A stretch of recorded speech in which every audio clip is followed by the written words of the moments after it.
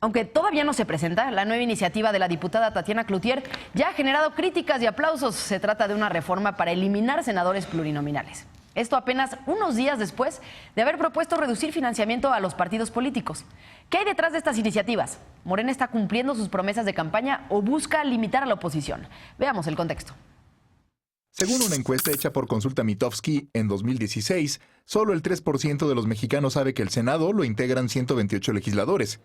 De esas 128 senadoras y senadores, solo la mitad son electos por voto directo.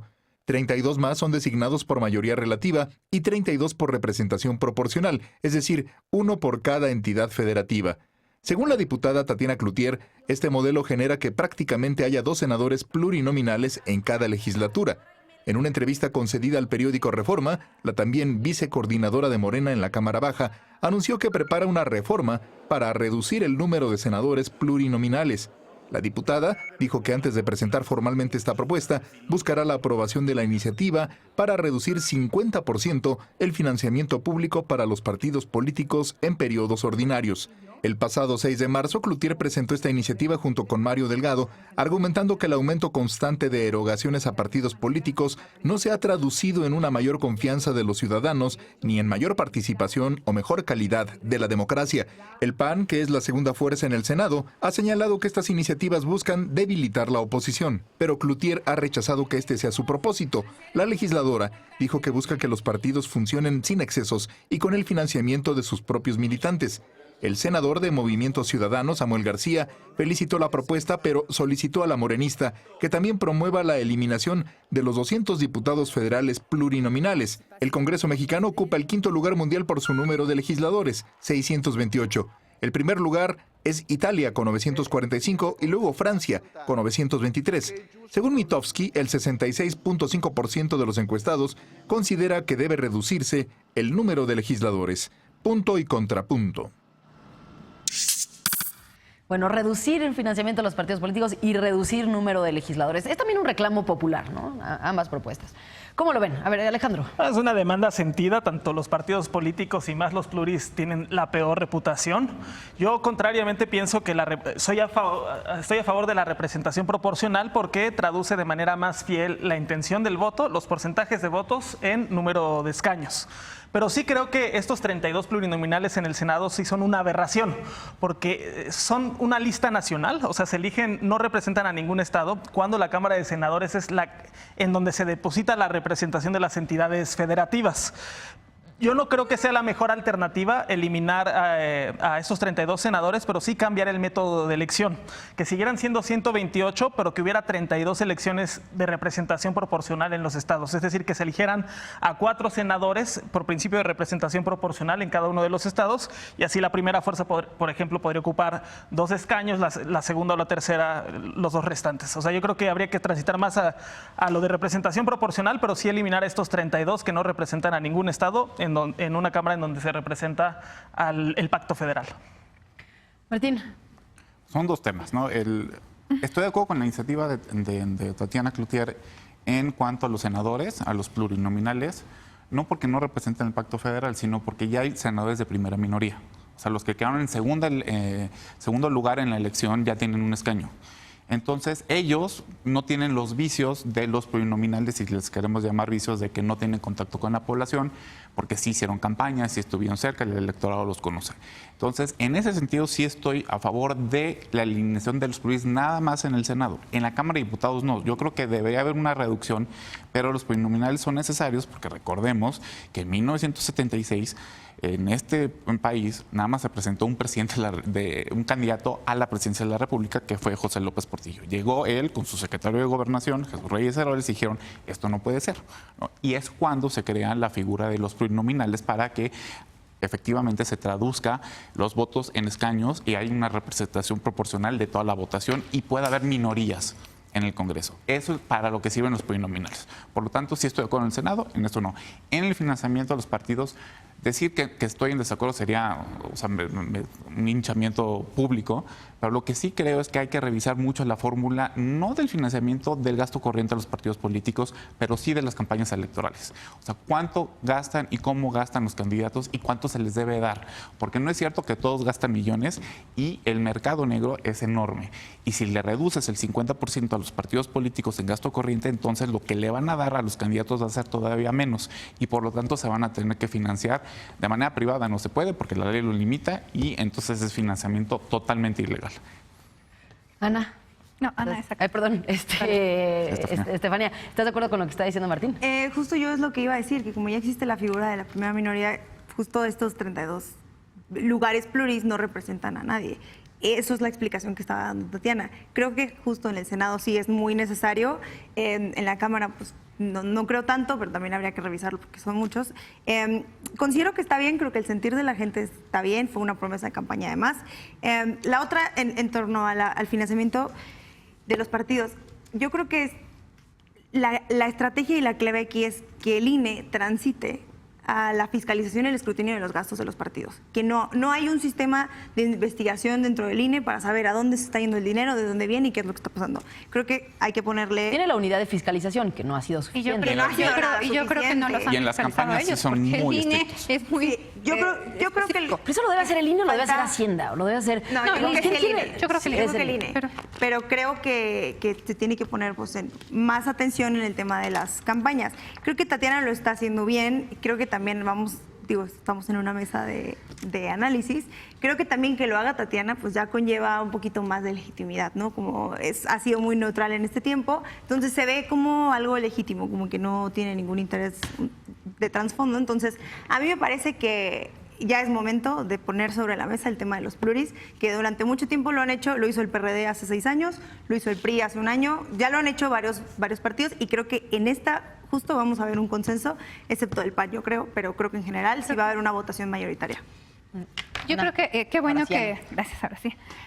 Es bueno que señalen que no es una iniciativa de Morena, no es una iniciativa de Tatiana, porque esto ya lo propuso el PAN, ya lo propuso el PRI, ya lo propuso PRD, pues ahorita ya está saliendo Morena.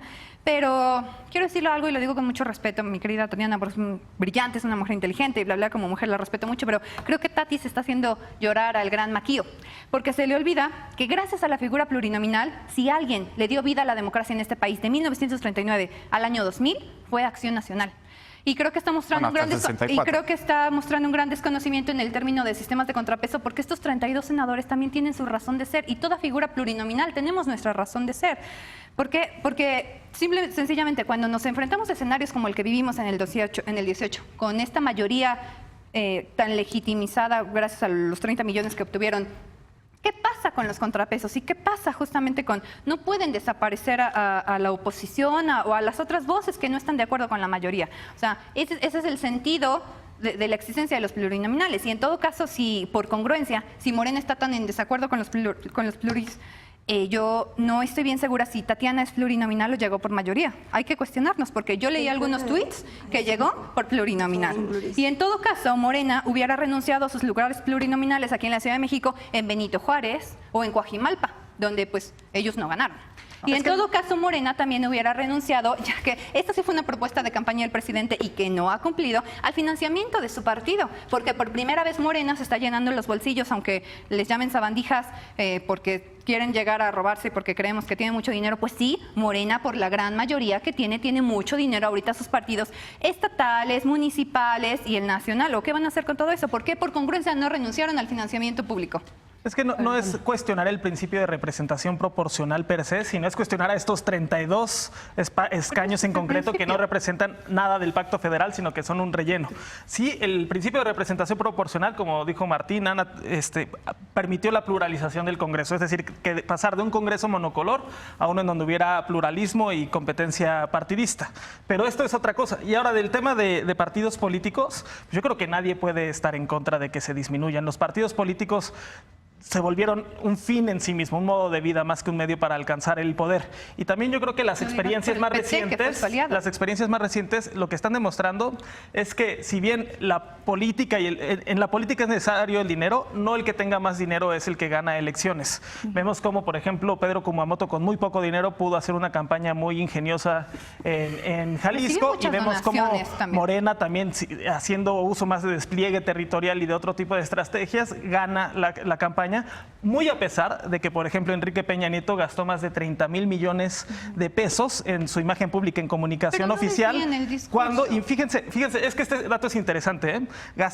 Dilapidó 30,000 millones de pesos del erario, y su índice de aprobación al final del sexenio es del 15% o incluso menor. Pues es decir, en la política el dinero no compra todo y no compra legitimidad, y yo creo que más bien ya hay que ir transitando a esquemas mucho más ingeniosos, en donde además ya han irrumpido distintos medios de comunicación. Pero entonces, ¿por qué Morena no renunció al financiamiento? Yo estoy cuestionando la congruencia, no la utilidad. Financiamiento público sí y sí. O sea, yo digo lo mismo. Por eso. O sea, se debe debe hacer, pero por supuesto, por equidad de la contienda. Okay. Pero es que son dos cosas distintas. Insisto, el partido tiene gastos corrientes. Esos gastos corrientes disminúyanlo. Pero lo que hay que revisar es realmente lo que se gastan los candidatos en campaña y cuánto cuesta una campaña. ¿De dónde provienen los? Por ejemplo, porque hay dos artículos.